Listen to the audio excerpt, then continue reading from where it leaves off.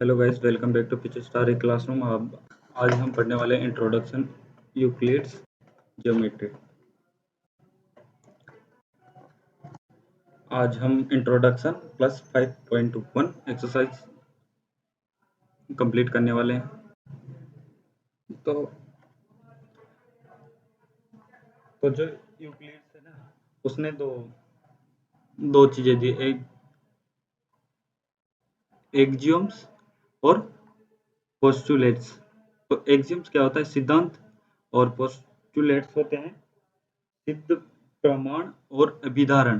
तो एक्सियम्स दिए, axioms applicable every part of mathematics, every part of mathematics. तो ये एवरी पार्ट मतलब अलजेब्रा हो गया, स्टैटिस्टिक्स हो गया, ज्योमेट्री हो गया, ट्रिग्नोमेट्री हो गया। और पोस्टुलेट्स होता है applicable only on geometry, only on geometry में ही एप्लीकेबल होते हैं। तो एक्सियम्स पढ़ते हैं। पहले एक्सियम्स के बारे में पढ़ते हैं। Things which are equal to the same thing are equal to one another. मतलब कुछ चीजें किसी सेम चीज के इक्वल है तो वो अपने आप में भी इक्वल होंगे। तो मतलब एग्जांपल देखते हैं, एग्जांपल देखेंगे तो अपने पास सपोज दिया हुआ है a is equal to B और दिया हुआ है b is equal to C दिया हुआ है। तो इसमें a और b है और b और c है, तो ए सी बी इक्वल होगा। तो फर्स्ट वाला यही दिया हुआ है, things which are equal to the same things are equal to one another. और दूसरा है if equals are added to equals the wholes are equal. तो इसमें क्या हुआ, क्या दिया है? कुछ चीजें यदि कुछ कुछ चीजें हम ऐड करते हैं, अगर किसी इक्वल नंबर में इक्वल नंबर ही ऐड करते हैं, हमारे पास ऐड करते हैं तो वो भी इक्वल ही होगा। सपोज अब अपने पास है दो, दो इज इक्वल टू दो, है ना? तो मतलब क्या हो गया, दो में हम क्या करेंगे, प्लस एक करेंगे और इसमें भी क्या करेंगे, प्लस एक करेंगे। सेम चीज ऐड किया, क्या क्या सेम चीज ऐड किया तो अपने पास क्या आ गया, 3+1, थ्री मतलब 3 इज इक्वल टू 3 आ गया। तो इसका मतलब जो सेम चीज में अपन सेम चीज ऐड करेंगे तो जो निकल के आएगी वो भी अपने पास क्या आ जाएगा, सेम आ जाएगा। तो यही सेकंड वाला दिया हुआ है, थर्ड वाला है if equal are subtract from equals the remainder are equal. तो इसमें इसमें ऐड का दिया हुआ था, इसमें सब्ट्रैक्ट का दिया हुआ है। अगर किसी इक्वल नंबर में हम इक्वल नंबर को ही सब्ट्रैक्ट करें तो हमारे पास वो भी सब्ट्रैक्ट करने पर वो वैल्यू जो आएगी वो भी इक्वल ही होगी। तो अपने पास suppose that 3 is equal to 3 आ गया, ये है, ये चीज है। तो हम इसमें क्या करेंगे, 3-1 इधर करते हैं और 3-1 ही इधर करें, बोथ साइड में -1 करेंगे, दोनों साइड में इसमें। तो अपने पास क्या आ जाएगा, 2 आ जाएगा। क्या आ जाएगा अपने पास, 2 निकल के आ जाएगा। तो 2 इज इक्वल टू 2 होता है। तो ये वाला भी अपने पास इक्वल ही होगा। और फोर्थ है अपने पास things which coincide with one another are equal to one another. मतलब कोई चीजें कोइंसाइड यानी एक दूसरे में मेल खाती है, वो एक दूसरे के इक्वल होती है। मतलब अब सपोज दैट हमारे पास एक, चलो सर्कल देखते हैं, सर्कल है, ये मेल खाती है दूसरे सर्कल के, तो इसकी भी रेडियस क्या होगी, आर होगी। इसकी भी बराबर रेडियस और इसकी भी बराबर रेडियस। कुछ चीजें ऐसी होती हैं एक दूसरे के मेल खाती है और वो दोनों इक्वल ही होती है। तो ये वाला, ये दोनों अपने पास हो जाएगा, इक्वल हो जाएगा। और फोर्थ वाला, ये फिफ्थ वाला है the whole is greater than the part. मतलब क्या दिया हुआ है, मतलब कुछ कोई अपने पास एग्जांपल देखते हैं, कोई एग्जांपल देखते हैं। हम अपने पास 100 रुपए हैं, 100 रुपए हैं, ये पूरे 100 रुपए हैं अपने पास। कितने, इसमें से 1 रुपया भी निकाल लिया इसमें से -1 भी कर लिया तो 99 आ जाएगा। 99 है तो 99 100 से छोटा होगा। क्या होगा? 100 से छोटा होगा। छोटा होगा नहीं, मतलब 100 बड़े हो गए इस पार्ट के 99 के। हम कोई ये एक लाइन खींचते हैं, एक लाइन, दूसरा एग्जांपल देखते हैं, ये ड्रॉ करते हैं और इसमें से दूसरी वाली लाइन को इतना दो पार्टों में बांट लिया, दो पार्ट में बांट लिया। सपोज ये ए और बी पार्ट में मान लिया, तो ये है जो पूरी लाइन है, ये एक्स लाइन है, एक्स लाइन है। तो ये क्या हो गया? तो एक्स बड़ा होगा ए से, एक्स बड़ा होगा, एक्स लाइन बड़ी होगी बी से। तो ये यही बोल रहा है the whole is greater than the part. तो पार्ट किसी भी चीज के जो हम पार्ट करेंगे, किसी भी चीज के पार्ट करेंगे तो वो होल से कम ही होगा।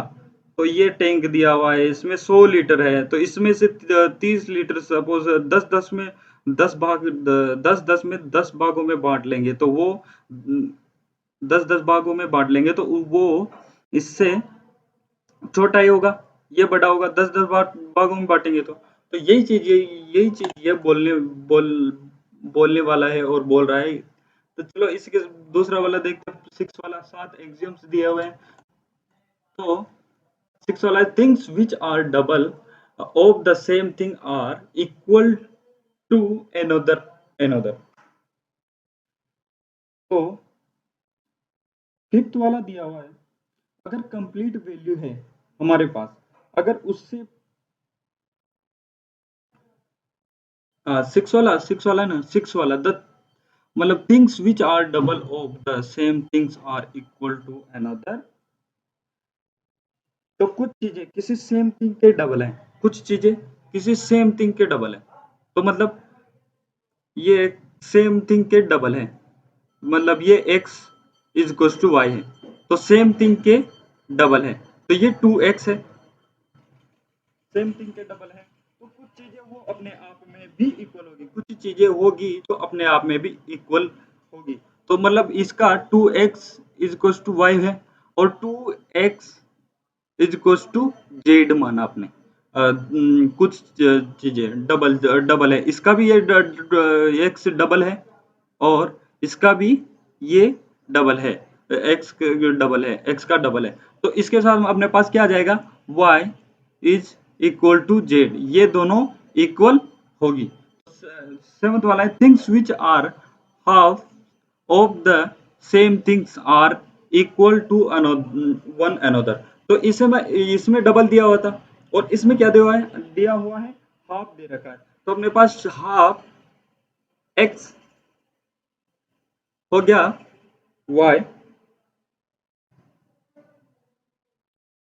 और हाफ एक्स इज हो गया अपने पास जेड।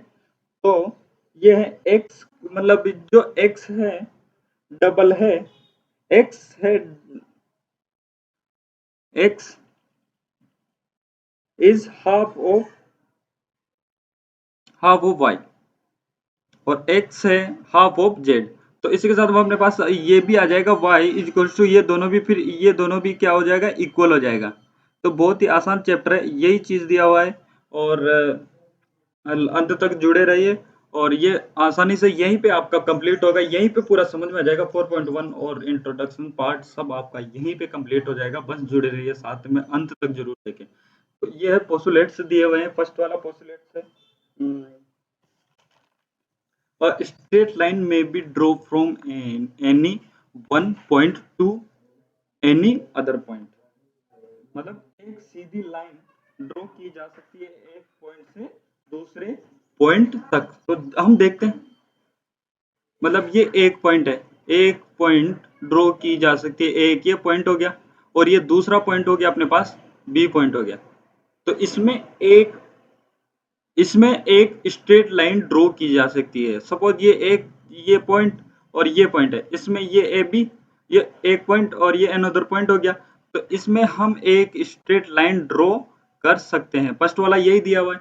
पोस्टुलेट सेकंड है a terminate line can be produced infinitely. A terminated line, terminated line मतलब एक ये लाइन है, टर्मिनेटेड लाइन है, कैन बी प्रोड्यूस इन्फिनेटली। तो इसमें क्या होता है, हम एक टर्मिनेटेड लाइन है तो इसमें हम कहीं इनफाइनाइट तक बढ़ा सकते हैं। तो और इसमें भी इधर दोनों तरफ दोनों साइड में हम इसको इनफाइनाइटली बढ़ा सकते हैं, एक टर्मिनेटेड लाइन को अनंत तक बढ़ा सकते हैं कहीं। और तीसरा पोस्टुलेट दिया हुआ है, a circle can be draw with an centre और एंड एनी रेडियस। यस, हम एक सर्कल ड्रॉ करते हैं, एक पॉइंट से एक सर्कल ड्रॉ कर सकते हैं किसी भी रेडियस, कितनी भी रेडियस तक कर सकते हैं, ड्रॉ कर सकते हैं। बस ये वाला दिया हुआ है, all right angles are equal to one another. मतलब इसमें मतलब जो जो ऑल ट्राइंगल है जो वो इक्वल ही होते हैं। ट्राइंगल मतलब ट्राइंगल का right angle, suppose sorry sorry right angle है, are equal to another another. तो देखते हैं एग्जांपल, देखते हैं ये वाला एंगल 90 डिग्री, सबका 90 डिग्री ही होता है एंगल, मतलब सबका राइट एंगल का 90 डिग्री होता है, चाहे ऐसा हो गया तो इसका भी 90 डिग्री है, तो वो अनदर के सभी के बराबर होगा, कैसा भी राइट एंगल हो। तो ये हो जाएगा 90 डिग्री का, ये भी हो जाएगा 90 डिग्री का, तो ये सभी के इक्वल है। ये चारों इक्वल होंगे, ये वाला भी इक्वल होगा, ये वाला भी इक्वल होगा, ये वाला भी इक्वल होगा और ये वाला भी इक्वल होगा। ये 90 डिग्री का, ये भी 90 डिग्री का होगा और ये भी 90 डिग्री का ही होगा। और पोस्टुलेट फिफ्थ है, if a straight line falling on two straight lines make the interior angle on the same side of it taken together less than two right angles, then the two straight lines, if produced infinitely, meet on that side on which the sum of angles is less than two right angle। ये वाला postulate है जो बहुत ही important है। ये कभी example में ये ही पूछता है ज्यादातर, तो इसे आप ध्यान से पढ़ेंगे और इसको एक बार पढ़ लो, बड़े आराम से आसानी से लैंग्वेज समझ में आ जाएगी।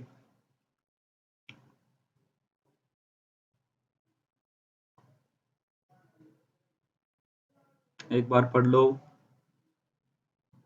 चलो पढ़ते हैं, देखते हैं। अगर कोई एक सीधी line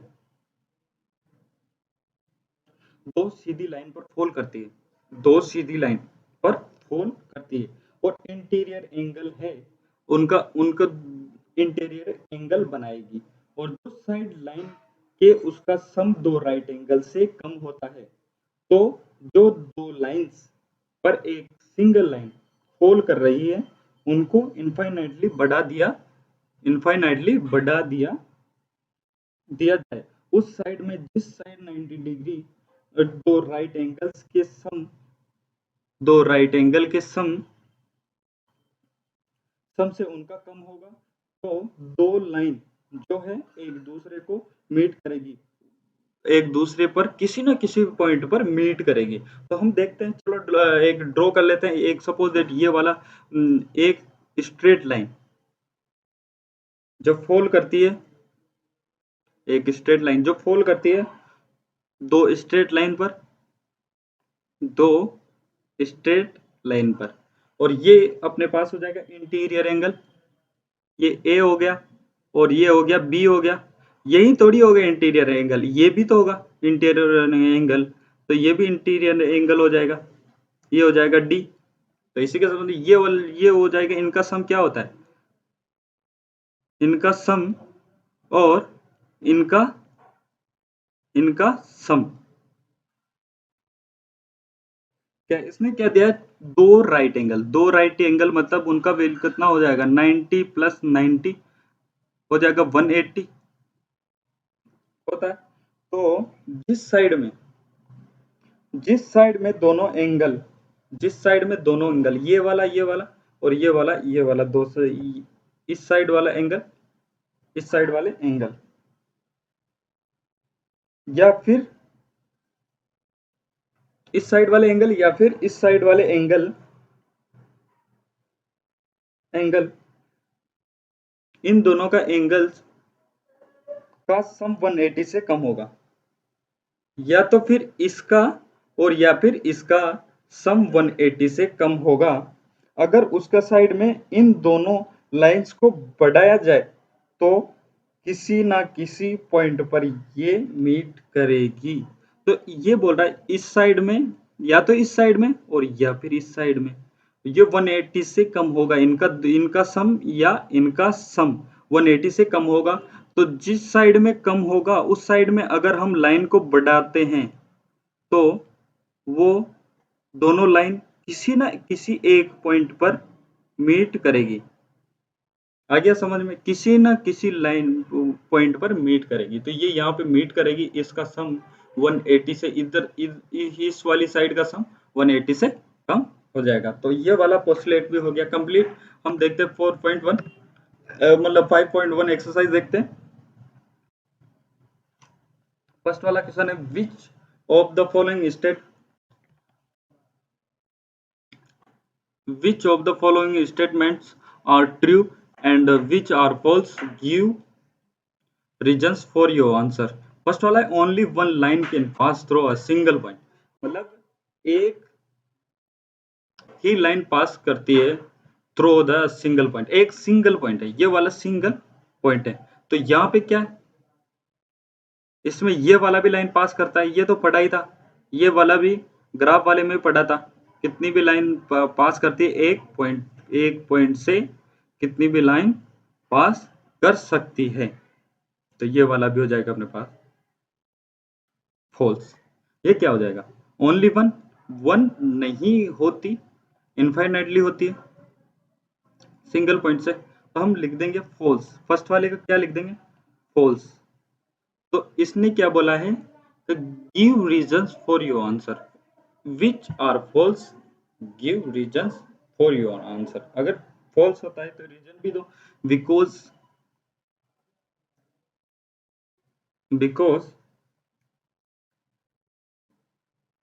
infinitely many lines can pass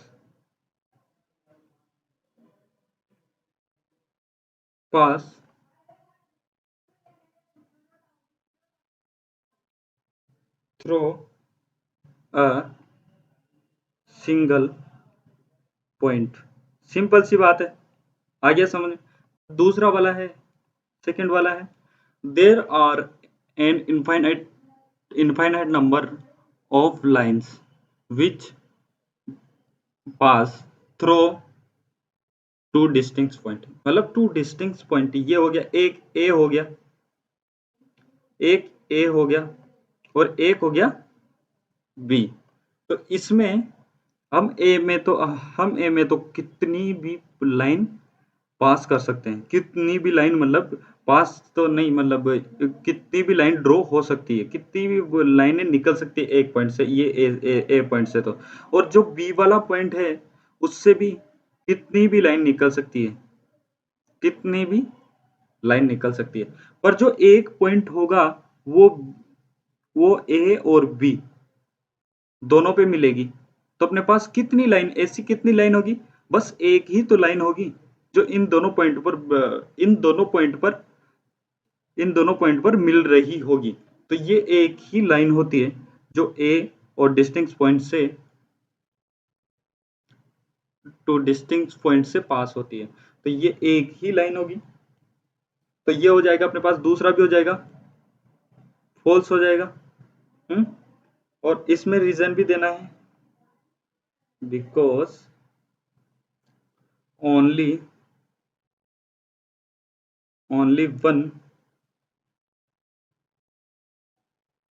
one line pass through two distinct points। हो गया? आ गया समझ में? बहुत ही आसान है। थर्ड वाला है a terminated line can be produce infinitely on both sides. मतलब एक टर्मिनेटेड लाइन है, एक टर्मिनेटेड लाइन है, हमने पढ़ा था किसमें पढ़ा था? पोस्टुलेट में पढ़ा था कि एक टर्मिनेटेड लाइन जो है और दोनों दोनों साइड में इनफाइनाइटली तक जा सकती है। एक इनफाइनाइटली लाइन दोनों साइड में इनफाइनाइटली जा सकती है। यह पोस्टुलेट में दिया हुआ है, डायरेक्टली दिया हुआ है, तो इसका हो जाएगा अपने पास आंसर ट्रू हो जाएगा, है ना? If two circle are equal, third fourth वाला, if two circles are equal then their radius are equal. मतलब दो सर्कल यदि इक्वल होंगे, दो सर्कल इक्वल होंगे तो उनका रेडियस भी इक्वल होगा। ये है इनकी रेडियस, ये हो जाएगी रेडियस, इसकी भी हो जाएगी रेडियस, ये आर आर, ये हो गया ए बी फिगर हो गया।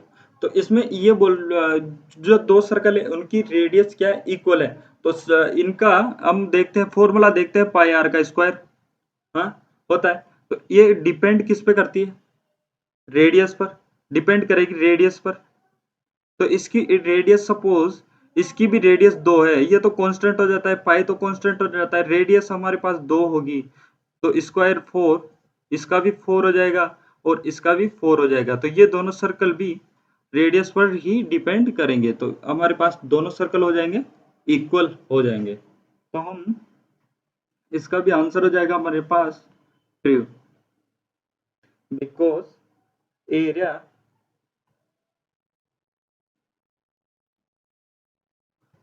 Area depend depends on radius of circle.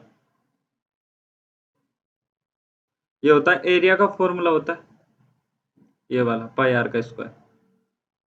तो ये इसके ऊपर ही डिपेंड करेगी, रेडियस के ऊपर ही डिपेंड करेगी, क्योंकि ये तो कांस्टेंट हो जाएगा, आर का स्क्वायर 4 आ जाएगा एरिया, तो ये सर्कल हो जाएंगे बराबर। तो इसी के साथ फिफ्थ वाला है A B is equals to P Q और P Q is equals to X Y.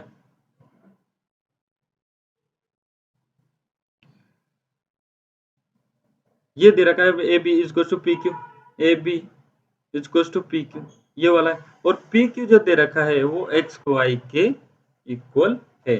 हमने पढ़ा था एक्सियोम में पढ़ा था कि A is equals to B होगा और C B is equals to D होगा। तो जो ए और बी भी इक्वल ही होगा, तो इसी के हम लिख देंगे then A B is equals to X Y. तो ये हो जाएगा अपने पास ट्रू हो जाएगा। तो बाय लिख देंगे लैंग्वेज में, by the axiom that if two things are equal to third, then they are equal to each other। आ गया समझ में? दूसरा है give a definition for each of the following terms are there other terms that need to be defined first. What are they and how might you define them? First वाला parallel lines. पहले क्या करना है, parallel lines को define करना है। तो parallel line की डेफिनेशन क्या हो जाएगी? डेफिनेशन हो जाएगी lines on a plane that never meet, they are always maintain the same distance at every point. हम लिख देंगे पैरेलल लाइन, फर्स्ट वाला है पैरेलल लाइन, इसकी डेफिनेशन लिख देंगे lines on a plane that never meet, they are always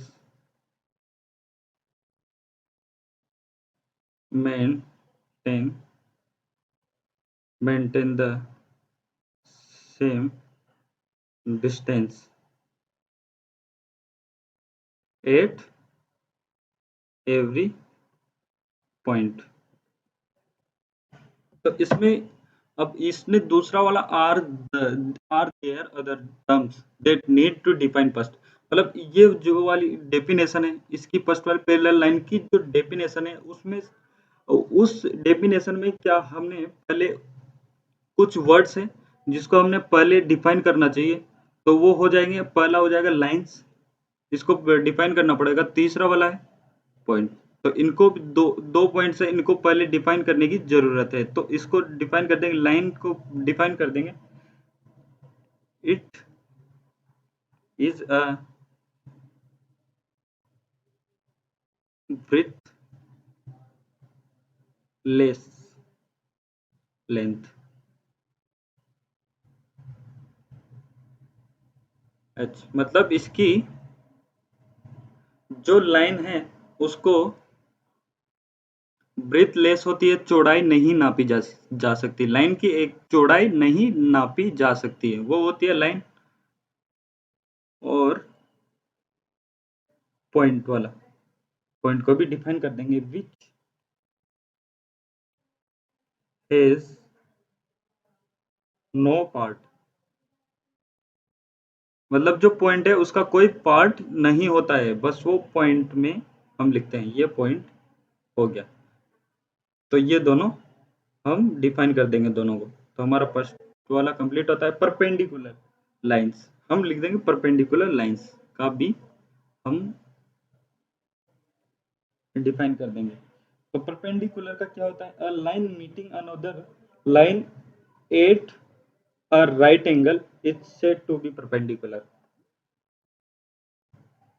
perpendicular होता है ये वाला, एक लाइन है जो अनदर लाइन पर मीट करती है 90 डिग्री पे, तो ये हो जाता है अपने पास परपेंडिकुलर। तो इसको भी डिफाइन कर देंगे, define a line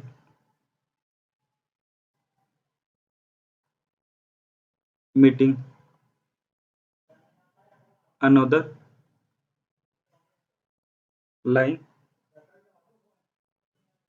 at a right angle is said to be perpendicular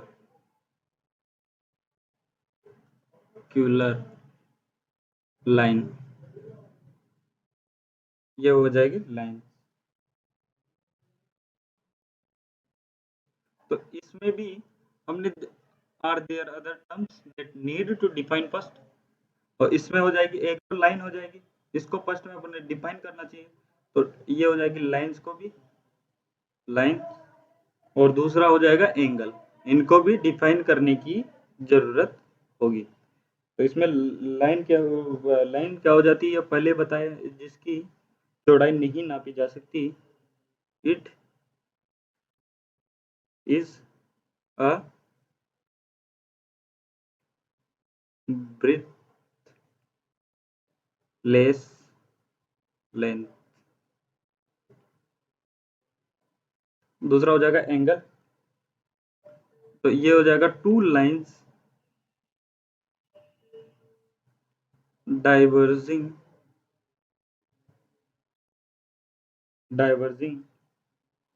from single point formed angle formed angle. ये एंगल एक पॉइंट से जो दो एक सिंगल पॉइंट से जो दो लाइनें निकलती है, खुद कैसे भी निकलेगी वो बना देगी एंगल। ये एक पॉइंट है, इसको ये वाला जो कैसे भी निकलेगी तो ये भी हो जाएगा एंगल। तो ये होता है एंगल। हमने पैरेलल लाइंस का पहले बात किया था, तो पैरेलल लाइंस होती है, पैरेलल लाइंस, ये पैरेलल लाइंस जो डिस्टेंस मेंटेन करके रखती है किसी भी पॉइंट के लिए। तो यहाँ भी यहाँ भी सेम डिस्टेंस मेंटेन, यहाँ भी सेम डिस्टेंस मेंटेन, तो ये हो जाती है हमारे पास पैरेलल लाइन। तो पैरेलल लाइन भी समझ में आ गई। दूसरा परपेंडिकुलर लाइंस भी आ गया। थर्ड है लाइन सेगमेंट। लाइन सेगमेंट क्या होता है? लाइन सेगमेंट होता है एक पॉइंट से ए पॉइंट से बी पॉइंट तक की लाइन, किसी भी कितनी a line with two end points is a line segment. जो एंड पॉइंट होते हैं ए दो पॉइंट, जो एंड पॉइंट वहां तक की ही लाइन, ये वाली लाइन जिनके एंड पॉइंट दो है ए और बी, तो उसे हम बोलेंगे लाइन सेगमेंट। तो डिफाइन कर देंगे a line with to end points is a line segment, is a line segment हो जाएगी, ये हो जाएगी लाइन सेगमेंट। तो इसमें क्या क्या डिफाइन करना पड़ेगा? दूसरी टर्म्स पहले डिफाइन करने की जरूरत होती है इसमें, लाइंस की, और दूसरा पॉइंट की। तो इन दोनों को तो पहले डिफाइन कर रखा है। It is a breadthless length, और पॉइंट हो जाएगा which have no other parts, other parts, ये हो जाएगी हमारे पास लाइन सेगमेंट। और तीसरा है रेडियस ऑफ सर्कल। क्या है रेडियस ऑफ अ सर्कल? तो रेडियस क्या होती है? एक सर्कल है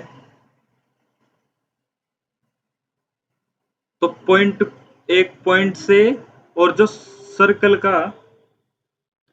का जो बाउंड्री है यहाँ से यहाँ तक की जो दूरी होती है, इसे हम बोलते हैं एक, जो पॉइंट, जिस पॉइंट से सर्कल बना है उस पॉइंट से जो बाउंड्री है उसकी जो लंबाई होगी उसे हम बोलते हैं रेडियस। तो इसको भी, ये भी हो जाएगी रेडियस ऑफ अ सर्कल। इसको भी शब्दों में लिख देंगे द लाइन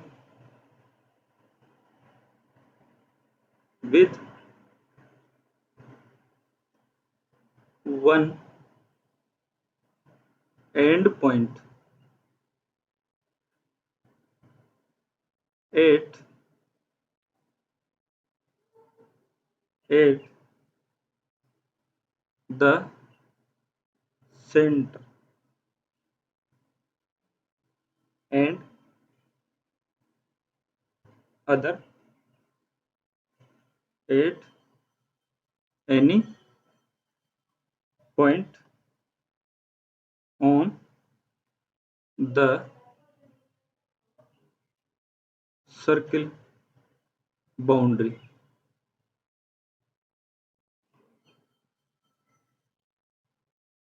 बाउंड्री, तो ये रेडियस होती है।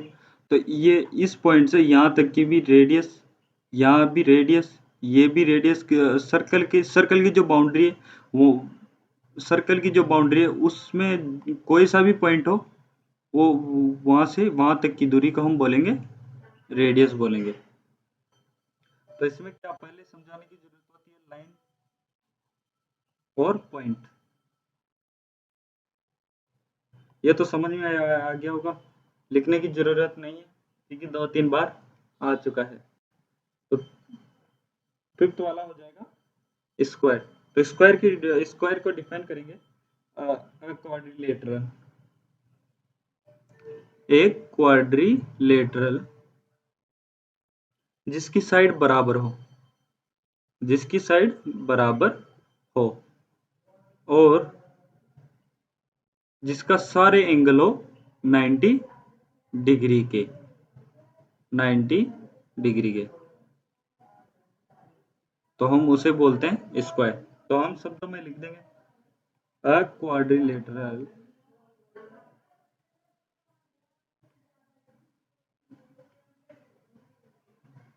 quadrilateral with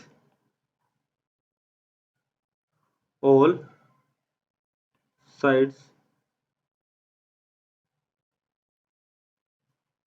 equal and all angles right angle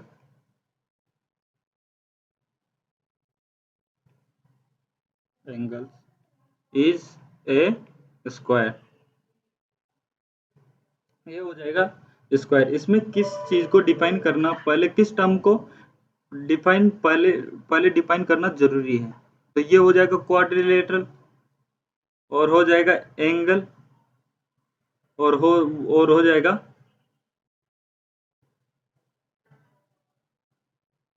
बस, ये इन दोनों को करना जरूरी है। तो क्वाड्रिलेटरल होता है हमारे पास अ plane enclosed figure with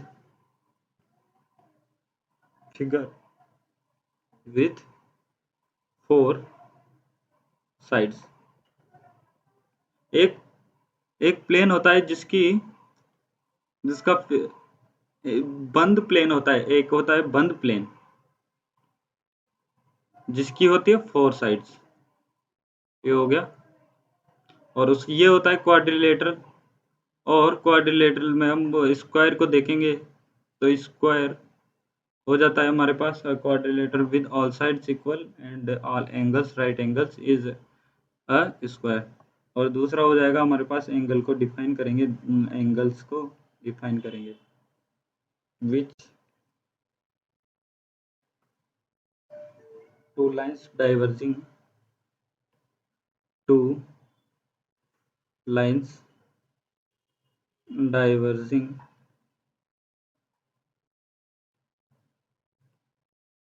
from a point.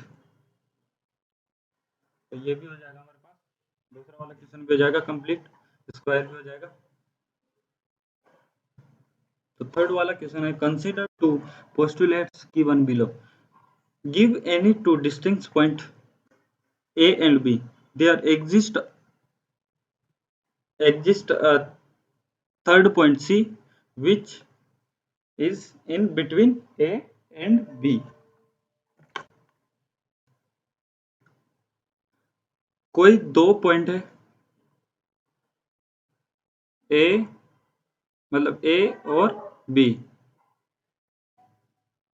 उनमें लाइन है A और B।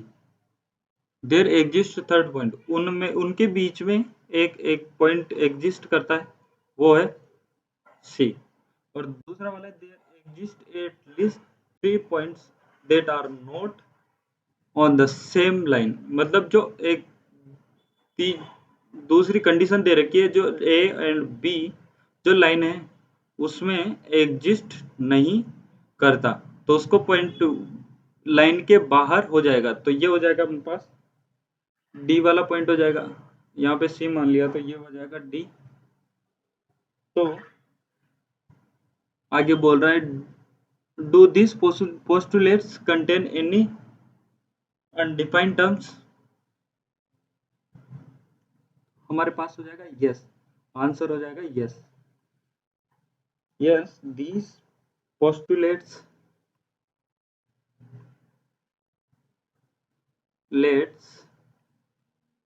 contain undefined terms। तो दूसरा आगे बोल रहा है, इसका तो हो गया। और दूसरा बोला आर दिस पोस्टुलेट्स कंसिस्टेंट, मतलब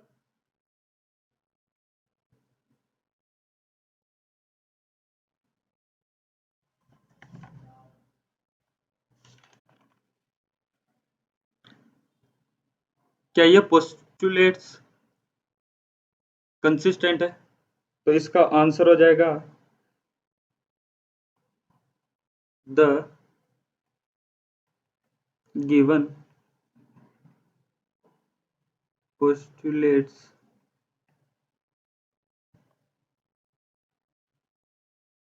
are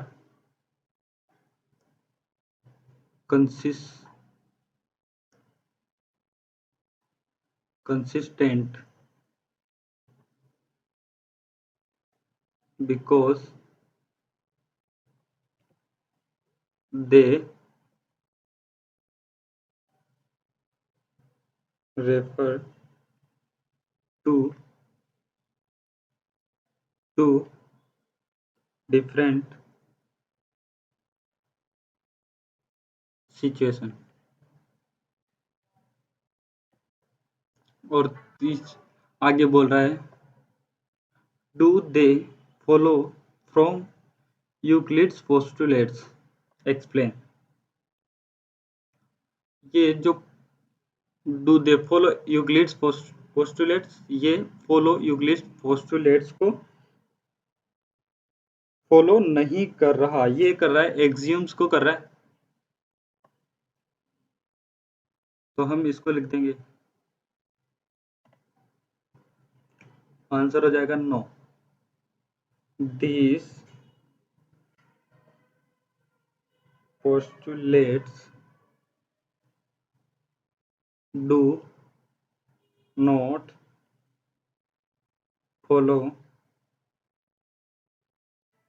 Euclid's postulates।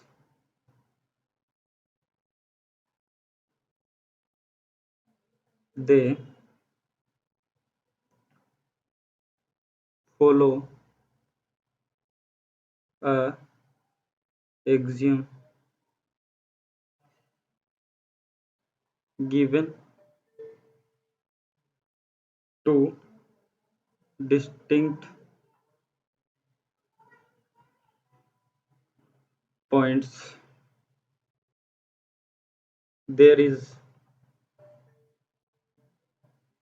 a unique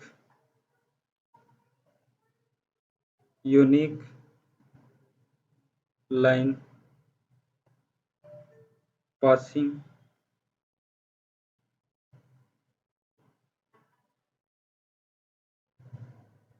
through them। तो ये एक्सियम को कर रहा है जो लाइन पासिंग होती है टू डिस्टिंक्ट पॉइंट से, ए और बी से। तो फोर्थ वाला if a point is lie between 2 points A and B as such that A is equal to BC, AC is equal to BC, then prove that AC is equal to half of AB। explain by drawing a figure। explain करना है। हमारे पास given है, पहला है given AC is equal to BC। Proof क्या करना है? प्रूफ करना है A C is equals to half of A B. हम एक ये बोल रहा ए बी एक लाइन है, उनके बीच में एक पॉइंट लाई करता है, वो है सी। ए और बी ये पॉइंट है सी, सी हो जाएगा। तो हम लिख सकते हैं A B is equal to A C plus C B. तो ये वाला पूरा जो ए और बी लाइन है वो इन दोनों के प्लस होगा, इन दोनों को जोड़ेंगे तो ए बी आ जाएगा।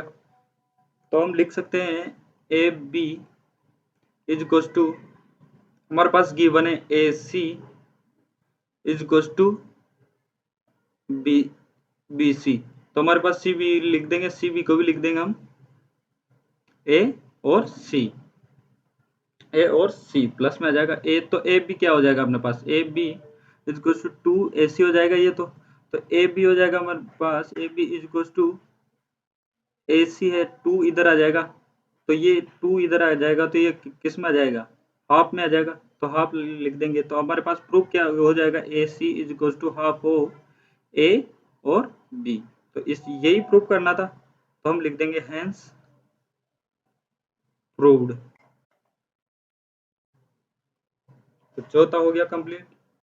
पांचवा, इन question 4 point C is called a midpoint of a line segment AB.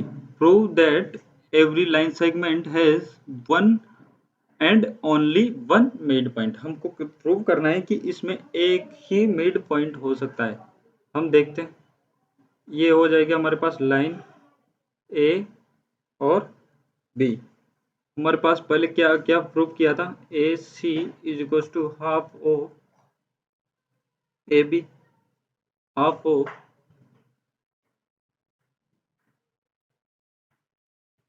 A B, ये प्रूव किया था। तो हम इसे लिख लेंगे फर्स्ट इक्वेशन मान लेंगे।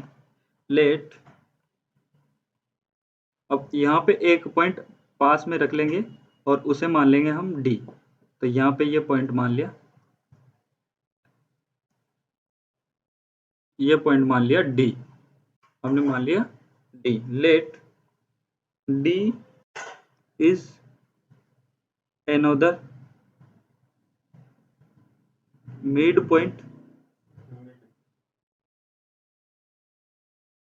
of AB। तो हम क्या लिख सकते हैं, ये प्रूव किया था, तो A D is equal to, ये भी मिड पॉइंट है, ये भी सी भी मिड पॉइंट है और डी भी मिड पॉइंट है। तो A D is equal to half of A B हो जाएगा, सेकेंड वाली। तो हम फ्रॉम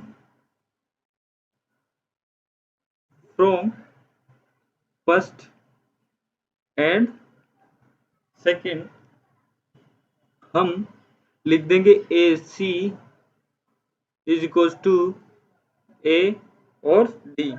तो इट मीन्स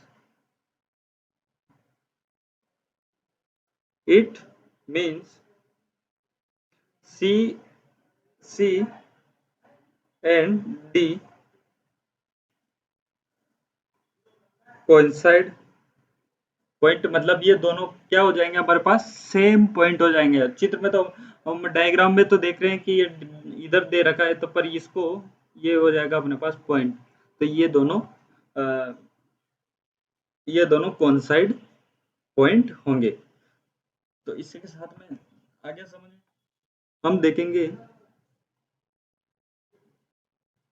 6 वाला, इसको क्या प्रूव करना है, AC if AC is equals to BD then prove that AB is equals to C और D। हमारे पास डायग्राम दिया हुआ है, A B C और D ये पॉइंट है। हमारे पास गिवन क्या है, इसमें गिवन क्या है,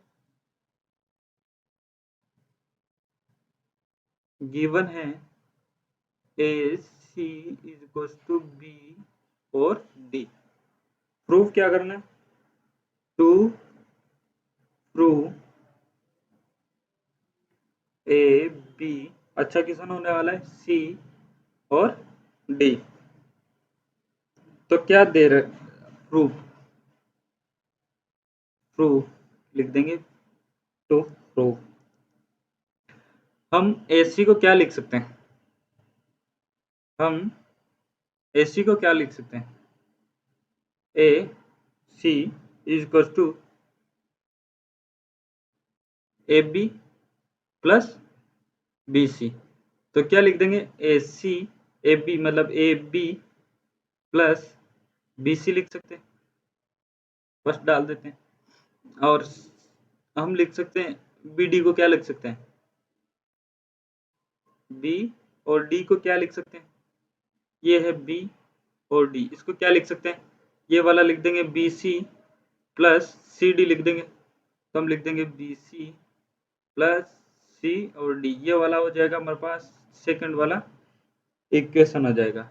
हमारे पास गिवन क्या है, A C is equal to B और डी है, ये A C is equal to B D यहाँ पे भी नजर आ रहा है, और given A C is equal to B D दिया हुआ है। हम इनको कंपेयर कर लेंगे, तो ए बी प्लस बी और C is equal to B C plus C और डी हो जाएगा। ये दोनों को बराबर में कर लेंगे, टू गिवन बी और A C is equal to B D, तो ये हो जाएगा।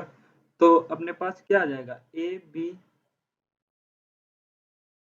B is equal to B C plus C D, इसको ये है ना, इधर इधर भेज देंगे तो माइनस का क्या हो जाएगा, माइनस का हो जाएगा बी सी, हो गया। तो ये प्लस का है, ये माइनस का, तो ये दोनों कट गए। तो हमारे पास आंसर क्या आ जाएगा, ए बी क्या निकल के आ जाएगा, इसको तो सी डी निकल के आ गया। आ गया, प्रूफ क्या करना था, यही करना था, तो हमारे पास आंसर आ गया A B is equal to C D, तो हो जाएगा हमारे पास हेंस प्रूव्ड। बहुत ही आसान क्वेश्चन। चलो लास्ट वाला सवाल देखते हैं। Why is axiom 5 in the list of Euclid's axioms considered as a universal truth? Note that the question is not about the fifth postulate. postulate के बारे में तो दिया नहीं है, axioms के बारे में बता रहा है, only axiom के बारे में पूछ रहा है, not fifth postulate। तो क्या है, हमने पहले एग्जाम में भी देखा था कि अगर मतलब कोई बड़ी मतलब कोई 100 रुपए अपने पास, 100 रुपए 1000 रुपए हैं, या सपोज 1000 रुपए हैं हमारे पास, उसमें से 1 रुपया निकाल लिया, 1 रुपया निकाल लिया तो कितना बचा, 99।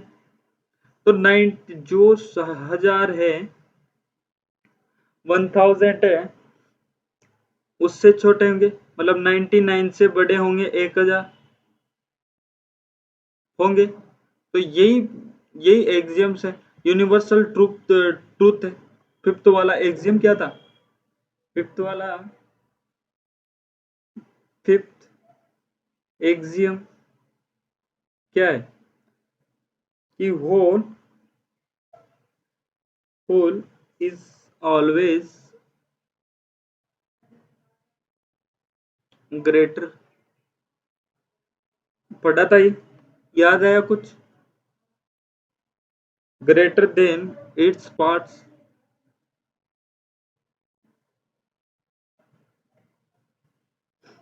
ये पढ़ा था, तो ये हो जाएगा अपने पास यूनिवर्सल ट्रुथ हो जाएगा। ये क्या हो जाएगा, यूनिवर्सल ट्रुथ है, मतलब कोई भी चीज है उसमें से कोई भी चीज है उसमें छोटी भी चीज तोड़ दिया जाए तो उसमें से वो हिस्सा हो जाएगा उस बड़ी वाली चीज से छोटा हो जाएगा, पूरी चीज थी उससे छोटा हो जाएगा, ये यूनिवर्सल ट्रुथ माना जाएगा। सपोज एक और एग्जांपल देखते हैं, ये लाइन है, इसमें से हम लाइन को एक तोड़ देंगे, लाइन को दो भागों में बांट देंगे, ए एंड बी में बांट देंगे, तो ये हो जाएगा, ये एक्स लाइन है, तो एक्स बड़ा हो जाएगा ए से बड़ा हो जाएगा, और जो एक्स बी से भी बड़ा एक्स हो जाएगा। तो ये हमारे पास यूनिवर्सल ट्रूथ बताया गया है। तो हम लिख देंगे ट्रू, बिकॉज अब हम किसी भी केस में देखेंगे ना तो ये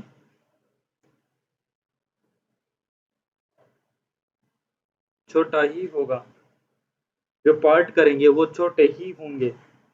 होल नंबर, होल होल मतलब पूरे से। Is include in include in the whole and never greater than whole.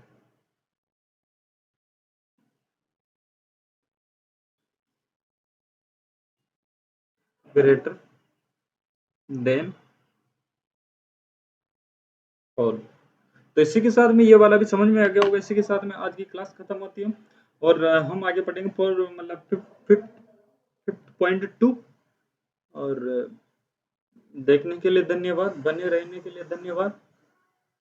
जय हिंद, जय भारत।